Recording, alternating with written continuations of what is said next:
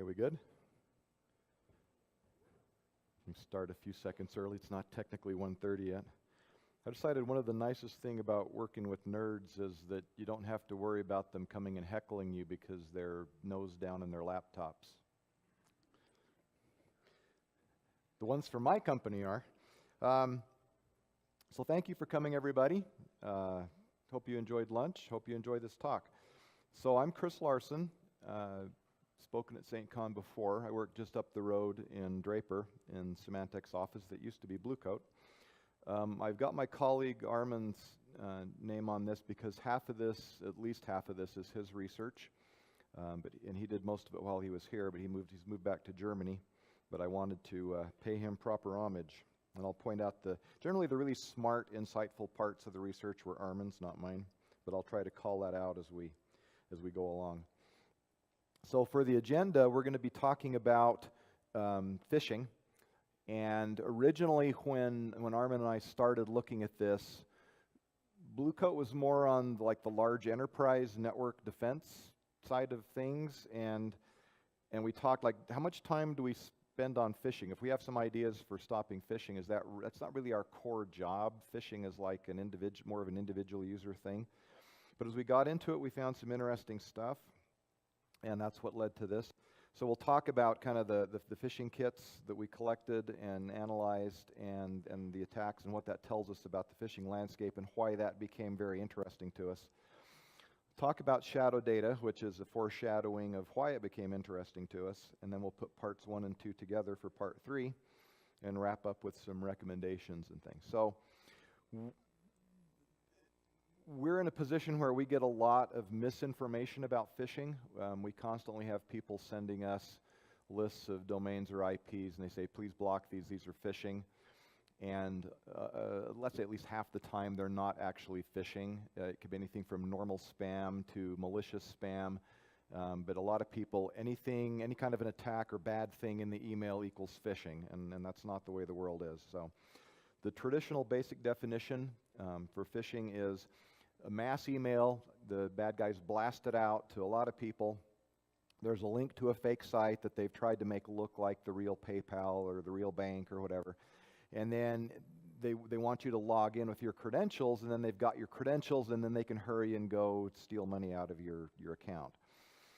Spearfishing then was an evolution of that, but it's not a mass market email, it's a targeted email, right? So you're a bad guy, you're trying to break, or maybe you're not a bad guy, maybe you're a pen tester, you're just sort of a bad guy.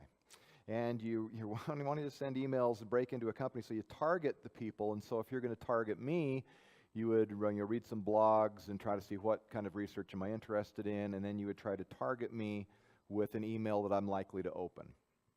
And then typically then again, there's a link to a fake site to steal login credentials, or spearfishing will also have malicious attachments or a link to a malicious site. Okay, so either way, though, you're targeting a particular individual or group of individuals, and you're either going directly after their login credentials to get into the network, or you're trying to infect them with something that's going to let you get into the network.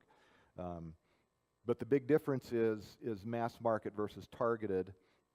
And so if you have a mass market email campaign with a malicious attachment or a link, we call that mal spam, because the spam is the mass market angle versus the spearfishing angle. And so I say we get a lot of submissions for phishing sites that are really mal spam, or even just plain spam. But the point is that kind of one of the things led to this talk is there's blurring now between kind of classic phishing and what we think of as spearfishing. And we'll talk about that as we go along. So traditionally, if you were to go to a CISO and say, what if one of your employees were to get phished? He would say, oh, well, that's too bad for them. But it's not my problem. And that's not in a bad way. He said, yeah, because my employee is going to maybe lose some money or some of their data, some private emails, whatever, but my organizational data is not at risk. And I'm paid to watch my organizational data, my organizational threats, okay? And so, yes, I will deploy some kind of general purpose anti-spam, anti-phishing defense to keep my employees safe and keep our network clean. And then I got to go focus on my problems like spearfishing and ransomware and network compromise and whatever else is going on. And this was kind of where Armin and I were when we had our first talks about thinking of innovative ways to catch phishing sites. Is, you know, if this is our customer base, if we come out with a really cool anti-phishing defense, so what? You know, this guy's not going to care. And we said, yeah, but the individual people that are getting phished, they care, and we want to protect everybody. So let's do it. Let's do the research. And so we started digging into phishing kits. Phishing kits are interesting animals. So it's basically a zip file, and it's got server-side code. It's usually PHP, but it also has the support files. There's like images and JavaScript and CSS. And you take this little zip file, and you either hack a server, or you buy access to a hacked server, or you just go get a free web account on a web host, or you actually set up a domain. There's lots of cheap domain TLDs now. If you've followed some of my other talks over the years, I don't like that space because it makes it too easy for the bad guys to register reasonable-looking domain names. But anyway, you have a choice of places to put this. And the thing that surprised me is Armin was poking around, and he said, do you know how cheap these things are? And I said, what, a few $100s? And he says, no, it's like $10. And you buy a phishing kit that's set up, the site is pre-built to look like your target. So if I'm going after Bank of America or Wells Fargo or PayPal, whatever, I can find a phishing kit for a few bucks that someone has built this little mini website, and it's a zip file, and now I can drop. It's not quite ready to drop. I have to go in and make one change. I have to change the email address that it's going to upload the credentials to. Right? So there'll be comments in the code that says, put your email address here. And that's about the extent of the level of fishermen that you're talking about that's buying these. But even the persons building the kits are not elite cyber ninjas because we're building a website. Okay? And so now you've got your zip file. You've replaced the dummy email with your email address, so you'll get the stolen credentials sent to you. And now you're ready to drop it on, like I said, a hacked server, free host, bulletproof host. You know, a lot of these have such short shelf lives, the actual domain, that it doesn't really need to be on a bulletproof host. It can be on any old host. So a few bucks for the kit, a few bucks to register a domain, or if you're trying to save money, just like say put it on a free host or a hacked server. And you're ready to start phishing. So this is an example of what one of the phishing kits looks like. If you open up the zip file, you can see it's even got a robots.txt file. How thoughtful. But here we've got a little Google Docs subdirectory, and in the subdirectory we've got a bunch of images. There's a Google Docs JPEG, a Google Docs ping, a Google ping. There's a Yahoo ping, which is interesting. And there's an AOL ping, which is interesting. But this kit, if you drop it on a server and then go to the index.php page, boop, welcome to Google Docs. So here it looks just like the real Google Docs. Or maybe it looks like the real Google Docs used to. One of the interesting things you find out is that while the guy who builds the phishing kits may put in some effort to try to keep the website up to date so that it looks like the current target website, he's lazy. And the guy that bought the kit's even lazier. And so as long as he can put this kit on a site and some percentage of the visitors that he gets there will type their credentials in, the fisherman doesn't care if the site's old. Right? And so that was one of the things we realized is that, and this is, Armin said, some of these phishing kits are literally years old in terms of the page that they're mimicking. The current bank website looks nothing like this. PayPal doesn't look anything like this, like 8 years ago. But people still type their credentials in, so it's okay. So these guys are awesome, these little street vendors. So you notice he's got his sheet spread out, and he's got a line, if you can see it, that's tied to all four corners. Okay? And he's not looking for potential customers, he's looking for the cops, right? And so if he sees a policeman coming down the block, he pulls on the cords, the whole sheet folds up, he picks up his board of sunglasses under the other arm, and he's ready to relocate. Okay? That's kind of how phishing kits look like. They are designed to be dropped onto a site, unzipped. You try to drive traffic to that page, and if the good guys notice and start blocking access, then it's okay. You open up a new shop over on this site, and this site, and this site. You just keep moving. It's designed for portability. So if you, this is one, that I found, and so I thought this is a great example. So here is a domain name. Looks kind of like a credit card sort of name, but they're not credit card phishing. They've unzipped their files, and they have 3 folders. There's a GogDux, there's a DupBox, and there's a Hunt Oil Legal Docs, which is interesting, right? To me, that middle one is named like an actual company. And so the first 2, the Google Docs and the Dropbox, look very much like generic phishing things. We're mimicking a Google page, we're mimicking a Dropbox page. That one to me says, well, that's like a spearfishing name. That's like if I'm going to pretend to like target the employees of that location with some legal docs, that looked more like a spearfishing. And so sure enough, if you go into the GogDux folder, and the default page that pops up is a Google Docs fish. And if you go to the Dropbox page, you get a Dropbox fish. And if you go to the Hunt Oil Legal Docs, you get an Adobe login fish.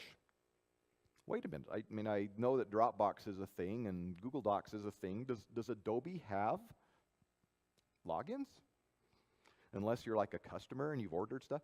People don't have Adobe accounts. Okay, and so this is where I'm not the smartest guy, so it took a while, but the wheels started turning. It's like, okay, well, so the bad guys are not actually phishing for an Adobe login here. They're phishing for your email login, right? So they're telling you that this is a secure file. This PDF is protected. Do I have a little laser pointer? Yeah, there we go. This PDF is protected, okay? And that's a thing, right? You can password protect a PDF. But here's this cool, this site lets you open the protected PDF with just your email account and password, okay? So now if you go back and look at the Google Docs, okay, this is not phishing for your Google login, all right? Not everybody has a Google Docs login. But ipso facto, if you are opening and viewing this phishing email, you have an email account, right? So that's what it's phishing for. It says sign in to view the attachment, and notice that you select your email provider. So you can use any of, Yahoo and whoever. That's why that yahoo.ping and the AOL.ping were in the phishing file. Because if you say, yeah, I want to log in with my AOL or my Yahoo email account, the look and feel changes a little bit, and it says, yes, guess what? You can use your Yahoo email to log into Gmail. Truly advanced technology. And it's the same thing for Dropbox, right? You've probably heard of Dropbox. Some of you may have a Dropbox account. I guarantee you not everybody getting the spams has a Dropbox account.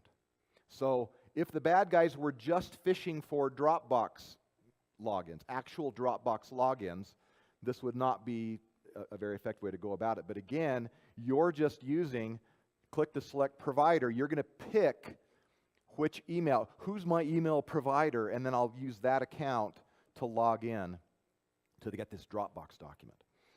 And that's where I kind of started to be aware that, okay, so the fishermen are not necessarily after the credentials for the brand name that they're presenting to get you to log in. But this is cool. So this is our aquarium, because an aquarium is where you keep fish, right? So Armans' system, which we'll talk about a little later, was designed to match screenshot images. That's how he hunts for phishing pages, which is really ingenious. Like I said, he's really smart. And so when we catch them, we collect the trophies in our aquarium. So if you were looking, these are all Adobes, and so this is just one day in May, span of a few hours. These are the different places, and these, it's not really important because these are all most have been cleaned now, but most of these are hacked sites. This is the URL where we found the fish and the date and time. And you can just, the point of this is to visually look, okay, here's one phishing kit, here's 2 phishing kits, here's 3 phishing kits, here's 4 phishing kits, and then down here we can tell these 3 pages represent a fifth. So there's 5 different phishing kits, at least, targeting 5 different versions of the Adobe login.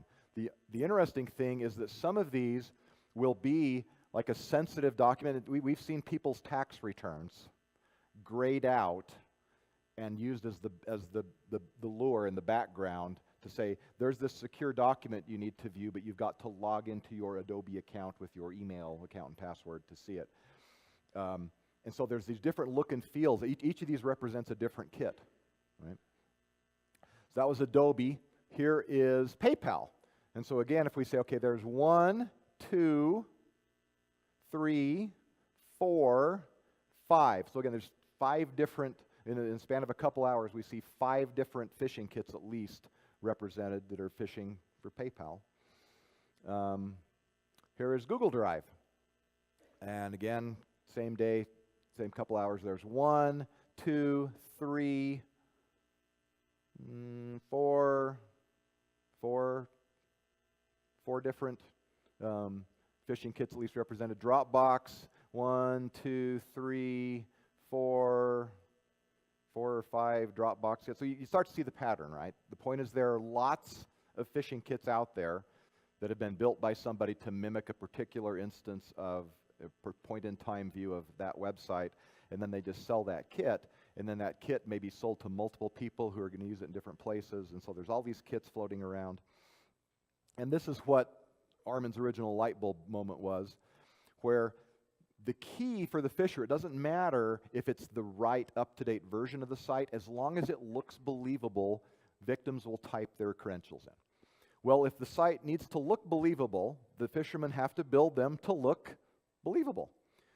And then they put them in a kit, and that's going to get reused over and over and over again. So once we have a sample of what the phishing pages look like, then any new site that comes through, we can render the page and have an algorithm to compare that. And if it's a match, then it's a phish. Because A, we already know what the real PayPal site is, and the one the user is visiting is not that. And, by the way, they're not even using the current PayPal page. It's an older PayPal page. So if you see an older PayPal login page show up anywhere on the internet, it's a phish. Okay? And then my little mini light bulb, my little LED light bulb was, oh, well, we don't, that's cool to compare them visually, but that's a little slower process. I can, in real time, I can do like a linguistic hash of the page contents and the same thing. As long as it's the same page, then I can match that a different way based on content.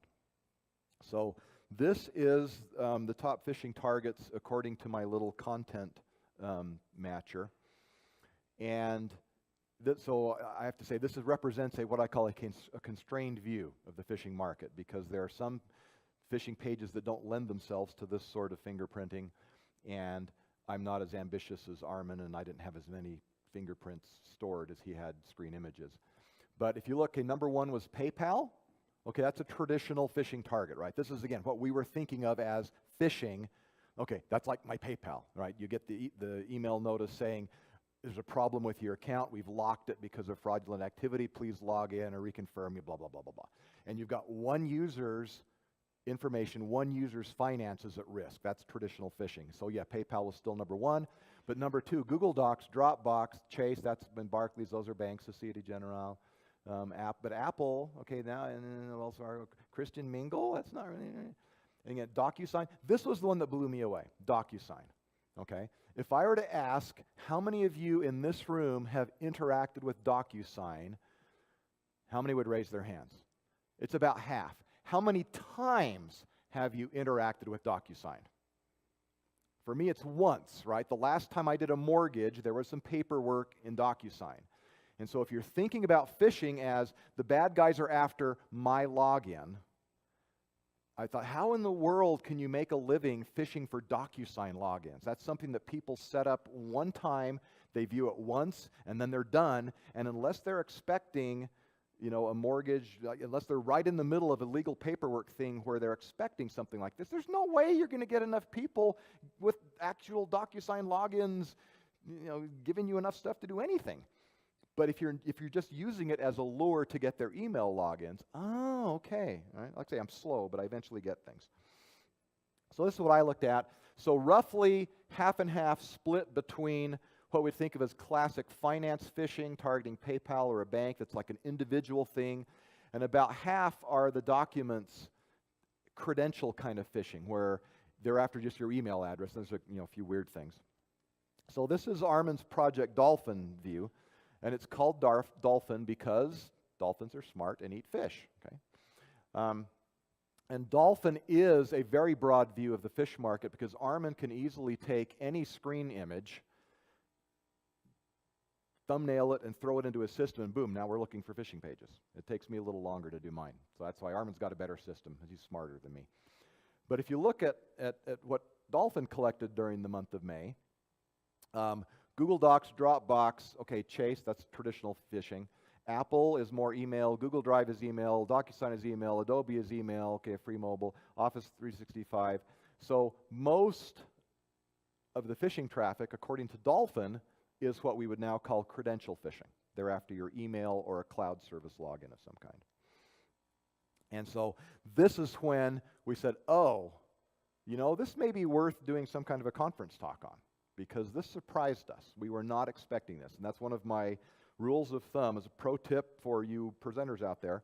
If you come across something in your research that makes you go, whoa, that's cool, or I didn't know that, the odds are pretty good that there are other geeks out there in the world that would think the same thing, right? That's how a lot of the talk ideas come from.